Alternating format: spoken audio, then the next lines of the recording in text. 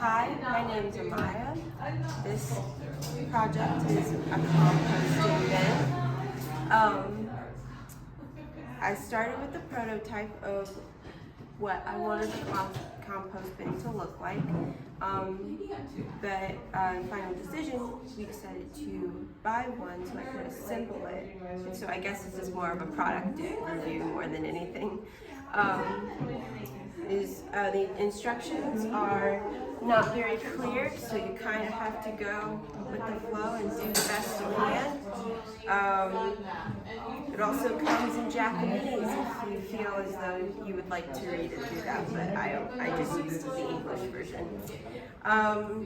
It was very hard at the end to screw these on. They are very impossible to put on, so watch out for that. It's more of a two-person job, less than a one-person job. Though they do come with this lovely pair of gloves that protect your fingers, but they're not, I will say it's a little hard to screw things in with these on your hands.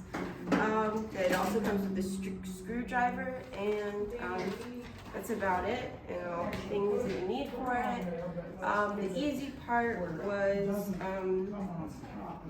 like just doing the outside, but once you get to the end and you need to put on like the last piece of this, it is a little hard because your arms are not that long, and so, or at least mine weren't. So yeah. And so how will you use it? How does it work?